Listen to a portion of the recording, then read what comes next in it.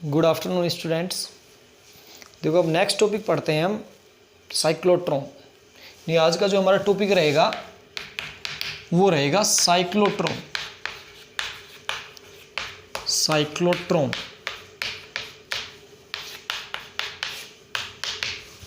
तो देखो साइक्लोट्रॉन होता क्या है। साइक्लोट्रॉन एक विद्युत चुंबकीय युक्ति है, उपकरण है, जिसकी सहायता से भारी कणों जैसे प्रोटॉन, ड्यूट्रॉन और अल्फा कण आदि को उच्च वेग से त्वरित गति प्रदान की जाती है। यानी साइक्लोट्रॉन एक ऐसा विद्युत चुंबकीय उपकरण हो गया जिससे हम बात करें प्रोटॉन, ड्यूट्रॉन व अल्फा कण, इन भारी कणों को वजन, इनका वजन इलेक्ट्रॉन से ज्यादा रहता है, तो इन भारी कणों को त्वरित वेग प्रदान करने के काम में आता है कौन? साइक्लोट्रॉन। अब बात करें साइक्लोट्रॉन की खोज कैसे हुई, तो देखो साइक्लोट्रॉन की खोज सबसे पहले नाभिकीय संरचना ज्ञात करने के लिए दो वैज्ञानिक थे, लॉरेंज व लिविंगस्टोन।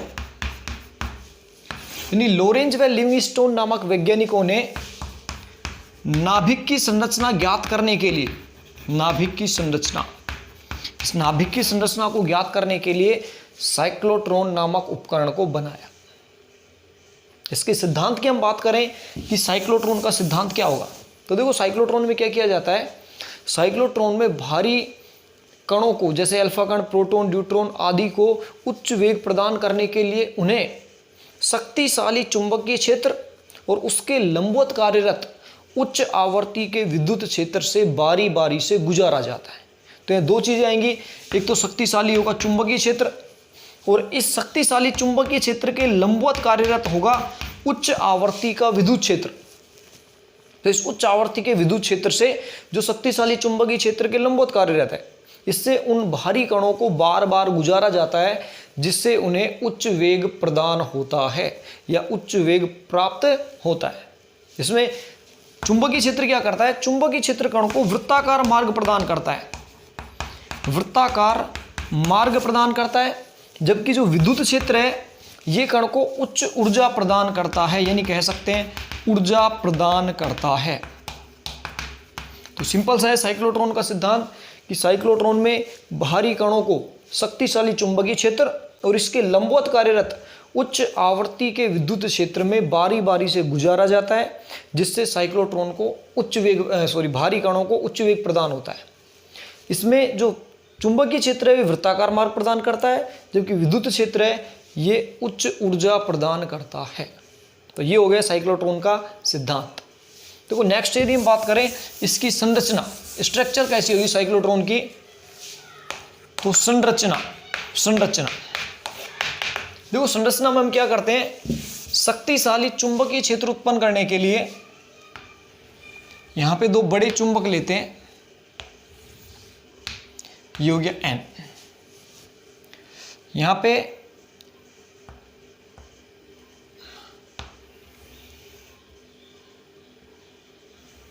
उच्च आवर्ती के विद्युत क्षेत्र के लिए देखो दो डीज होती है, ये दो डीज है अंग्रेजी के कैपिटल डी आकार की।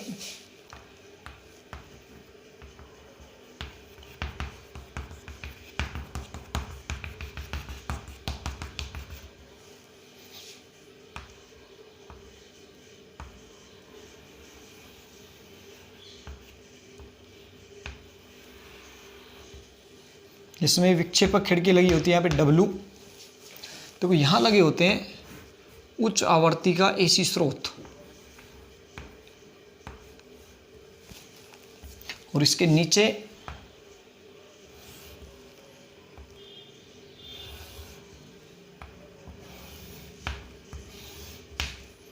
S। तो चुंबकीय क्षेत्र की दिशा ऐसे नीचे की ओर रहती है, इसमें ऊपर से नीचे की ओर। तो देखो साइक्लोट्रॉन में हम देख सकते हैं कि ये शक्तिशाली चुंबकीय क्षेत्र उत्पन्न करने के लिए दो चुंबक के ध्रुवखंड N और S इस डीज के ऊपर और नीचे लगाए जाते हैं। साइक्लोट्रॉन में दो ही डीज रहती हैं, इनको डीज बोला जाता है, डीज। एक D1 है और दूसरी क्या है D2, और ये होता है उच्च आवर्ती का एसी स्रोत। उच्च आवर्ती का एसी स्रोत, ये विक्षेपक खिड़की होती है, विक्षेपक खिड़की, और ये रहता है कण का पथ, कण का पथ। तो देखो ये है साइक्लोट्रॉन का स्ट्रक्चर, ध्यान रखना है।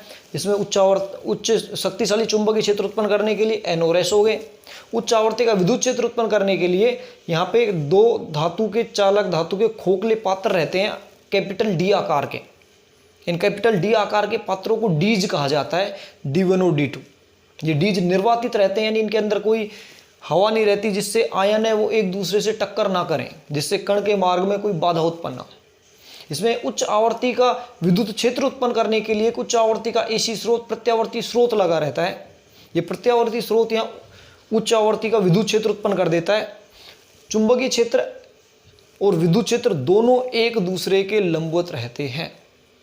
जैसे ही कण उच्च वेग प्रदान करता है तो जब इसकी त्रिज्या इस डीज की त्रिज्या के बराबर आती है तो इस विक्षेपक खिड़की W की सहायता से कण को साइक्लोट्रॉन से बाहर निकाल लिया जाता है।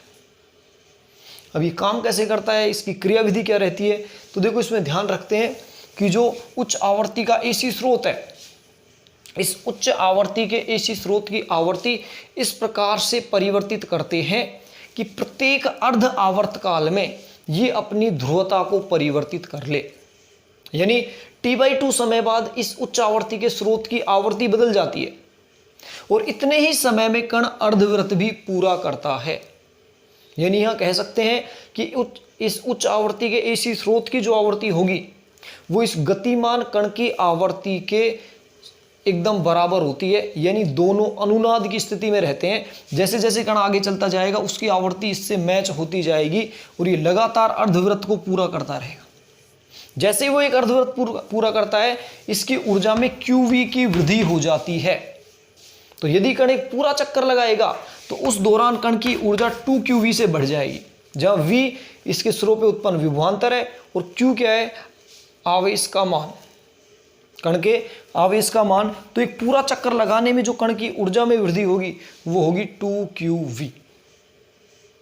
तो देखो सिंपल सी इसकी क्रियाविधि हम दोबारा से देख सकते हैं कि साइक्लोट्रॉन में उच्च आवर्ती के एसी स्रोत की आवर्ती को इस प्रकार से परिवर्तित किया जाता है कि प्रत्येक अर्ध आयु काल पश्चात इसकी ध्रुवता परिवर्तित हो जाती है।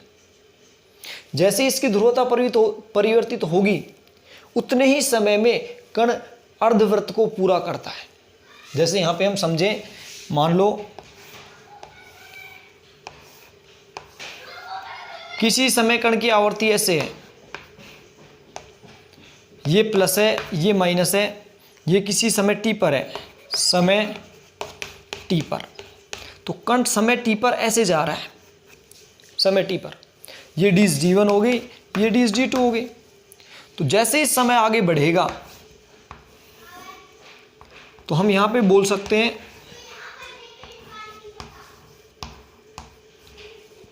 यहां पे देखो समय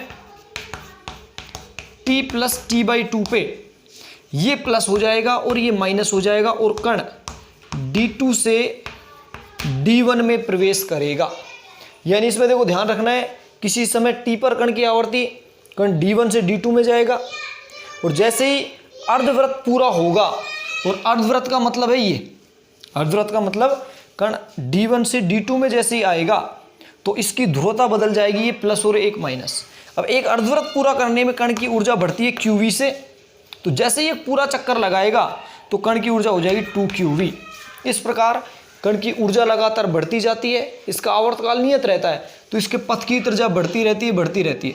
जब कण के पथ की त्रिज्या इस डीज की त्रिज्या के बराबर होगी उस समय कण अधिकतम ऊर्जा से गति करेगा। ये इंपॉर्टेंट पॉइंट है, इसमें ध्यान रखना है कि जब कण की त्रिज्या डीज की त्रिज्या के बराबर होगी तो कण उच्च ऊर्जा से गति करता है। इस समय जितनी भी ऊर्जा है उसी ऊर्जा से, यानी इसका वेग अधिकतम रहेगा, तो विक्षेपक खिड़की द्वारा कण को बाहर निकाल लिया जाता है। इसके देखो फॉर्मूले की हम बात करें तो हम यहां कह सकते हैं कि भाई कण वृत्ताकार पथ पे गति करता है। यदि कण वृत्ताकार पथ पे गति करता है तो वृत्ताकार पथ पे गति करने के लिए कण को आवश्यक अभिकेंद्रीय बल की आवश्यकता पड़ेगी। यानी हम कह सकते हैं कण को जो अभिकेंद्रीय बल लगता है वो चुंबकीय बल द्वारा प्राप्त होता है। यानी कण को वृत्ताकार पथ पे गति करने के लिए आवश्यक अभिकेंद्रीय बल चुंबकीय बल द्वारा प्राप्त होता है। यदि हम अभिकेंद्रीय बल की बात करें तो ये हो जाएगा mv²/r, जहां m कण का द्रव्यमान, v कण का वेग और r पथ की त्रिज्या है। और ये आ जाएगा qvb के, v से v कैंसिल आउट हो गया। यहां से यदि देखो हम r का मान निकालना चाहें तो r बराबर आ जाएगा mv/qb, ये कण के पथ की त्रिज्या आ गई। या यहां से हम देखो v का मान निकालना चाहें तो v बराबर आ जाएगा qrb/m, ये आ जाता है कण का वेग। कण का आवर्तकाल यदि हम ज्ञात करें, यहां पे आवर्तकाल, तो देखो आवर्तकाल ठीक क्या होता है, कण द्वारा एक पूरा चक्कर लगाने में तय की गई दूरी 2πr और कण का वेग v। यहां r का मान रख दो 2π/v, r का मान हमारा आ रहा है mv/qb। यहाँ देखो v से भी कैंसिल आउट हो जाएगा, t का मान आ जाएगा 2πm/qb। यानी यहां से आप देख सकते हो जो आवर्तकाल का मान है वो वेग या फिर त्रिज्या पे निर्भर नहीं करता।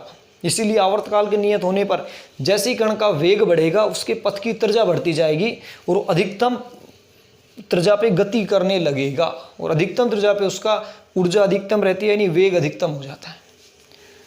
इसकी आवृत्ति की बात करें हम, आवृत्ति, तो आवृत्ति हम जानते हैं आवर्तकाल की व्युत्क्रम होती है, यानी n बराबर 1/t, तो यहाँ से qb/2πm हो जाएगा आवृत्ति का मान। इसे बोला जाता है साइक्लोट्रॉन की आवृत्ति। तो ये देखो कुछ फॉर्मूले हो गए साइक्लोट्रॉन के लिए। अब यदि हम बात करें साइक्लोट्रॉन की गतिज ऊर्जा कितनी होगी, तो देखो गतिज ऊर्जा यदि हम निकालें साइक्लोट्रॉन की गतिज ऊर्जा, तो देखो काइनेटिक एनर्जी गतिज ऊर्जा बराबर होगी 1/2 mv², फॉर्मूला, m वेग है, m द्रव्यमान है, v वेग है। v का मान अभी हमने निकाला था यहाँ पे, तो काइनेटिक एनर्जी हम लिख सकते हैं 1/2 m। v का मान कितना आया था, qrb/m का स्क्वायर, ये आया था v का मान। तो यहां से इनका स्क्वायर करेंगे, देखो काइनेटिक एनर्जी आ जाएगी 1/2 m q² r² b²/m²। एक m से m कैंसिल आउट हो जाएगा, तो ये कण की गतिज ऊर्जा आ जाती है 1/2 q² r² b²/m। इसकी अधिकतम गतिज ऊर्जा की बात करें तो अधिकतम गतिज ऊर्जा के केस में हम जानते हैं जो त्रिज्या होगी वो डीज की त्रिज्या के बराबर होगी। यानी यदि अधिकतम गतिज ऊर्जा हम निकालें काइनेटिक एनर्जी मैक्सिमम, अधिकतम, तो इसमें हम क्या करेंगे, r बराबर r कर देंगे, यानी ये फॉर्मूला बन जाएगा 1/2 q² r² b²/m। ये आ जाती है कण की अधिकतम गतिज ऊर्जा के ई मैक्सिमम। तो स्मॉल r की जगह कैपिटल R कर दोगे, अधिकतम गतिज ऊर्जा आ जाएगी। इसके अलावा यहाँ पे एक चीज़ और पूछी जाती है कि अधिकतम गतिज ऊर्जा को प्राप्त करने के लिए कण को कितने चक्कर लगाने पड़ेंगे, यानी फेरों की संख्या कितनी होगी। तो देखो यहाँ पे हम एक चीज़ कह सकते हैं कि भाई एक चक्कर में उसकी ऊर्जा होती है 2qv। तो n चक्कर लगाने में, मान लो n चक्कर लगाता है डीज की त्रिज्या के बराबर आने में, तो n चक्कर में देखो कुल ऊर्जा हो जाएगी 2qv, जहां v विभवांतर है, n × 2, एक चक्कर में 2qv, तो n चक्कर में n × 2qv, और ये इसकी अधिकतम गतिज ऊर्जा के बराबर आ जाएगा, यानी 1/2 q² r² b²/m। क्योंकि हम जानते हैं जब डीज की त्रिज्या के बराबर होगा तो कण की गतिज ऊर्जा क्या होगी, अधिकतम, और यही अधिकतम गतिज ऊर्जा उसको प्राप्त होने वाली ऊर्जा के बराबर है, या फिर कहेंगे कि प्रत्येक चक्कर में जितनी ऊर्जा प्राप्त करता है वो गतिज ऊर्जा में बदल जाती है। यहां से आपको n का मान निकालना है, चक्रों की संख्या। तो देखो n बराबर क्या हो जाएगा, 1/4 q² r² b²/, q का भी इधर डिवाइड, एक q से q कैंसिल आउट हो जाएगा, और v का इधर डिवाइड हो जाएगा, तो mv, ये आ जाती है चक्रों की संख्या। यहाँ ध्यान रखना है कि जो ये बी है, ये वी है, वी यहाँ पे विभवांतर है, विभवांतर। तो ये अलग अलग फॉर्मूले हो गए जो हमें ध्यान रखने हैं। ये चक्रों की संख्या 1/4 QR² B² कण द्वारा लगाए गए चक्रों की संख्या। तो ये देखो साइक्लोट्रॉन की कंप्लीट बात हो गई। इसके बाद हम देखें कि साइक्लोट्रॉन की ड्रॉबैक क्या है, प्रतिबंध क्या है। तो देखो एक तो इसका प्रतिबंध होता है कि इसके द्वारा हम हल्के कणों को उच्च वेग प्रदान नहीं कर सकते। जैसे इलेक्ट्रॉन को हम साइक्लोट्रॉन से त्वरित नहीं कर सकते, क्यों? इसका द्रव्यमान कम रहता है, और द्रव्यमान कम है तो उच्च वेग पे इसका जब अत्यधिक वेग होगा तो इसके द्रव्यमान में वृद्धि हो जाती है, द्रव्यमान सापेक्षिकता के सिद्धांत के अनुसार। तो इलेक्ट्रॉन को हम साइक्लोट्रॉन से त्वरित वेग प्रदान नहीं कर सकते, इसलिए इलेक्ट्रॉन को त्वरित वेग प्रदान करने के लिए बीटाट्रॉन का उपयोग किया जाता है। एक उपकरण आता है बीटाट्रॉन, इस बीटाट्रॉन से इलेक्ट्रॉन को त्वरित वेग प्रदान करते हैं। दूसरा इसका ड्रॉबैक देखें, हम प्रतिबंध देखें तो साइक्लोट्रॉन द्वारा उदासीन कणों को भी त्वरित गति प्रदान नहीं कर सकते। उदासीन कण जैसे न्यूट्रॉन, इस न्यूट्रॉन को भी हम साइक्लोट्रॉन की सहायता से त्वरित गति प्रदान नहीं कर सकते, क्योंकि उदासीन इस पर आवेश ही नहीं है, तो चुंबकीय क्षेत्र और विद्युत क्षेत्र से ये विक्षेपित नहीं होगा। इसके अलावा यदि हम यूज देखें साइक्लोट्रॉन के, तो सबसे पहला यूज हम देख चुके हैं कि परमाणु की संरचना को ज्ञात करने के लिए साइक्लोट्रॉन का यूज किया जाता है। इसके अलावा बहुत सारे जो रेडियो एक्टिव तत्व है, इन रेडियो एक्टिव तत्वों में रेडियो तत्व का निर्माण करने के लिए साइक्लोट्रॉन का यूज लेते हैं, इससे त्वरित कण का, जिसका उपयोग बहुत सारे रोगों के उपचार में किया जाता है। ऐसे जो ठोस पदार्थ है, उन ठोस पदार्थों में इन कणों को रोपित करके उनके गुणों में परिवर्तन करते हैं, जिससे नए पदार्थों का निर्माण किया जाता है। तो इस प्रकार साइक्लोट्रॉन से जो त्वरित कण प्राप्त होता है उसका अलग अलग जगह उपयोग किया जाता है। ये हो गया हमारा साइक्लोट्रॉन।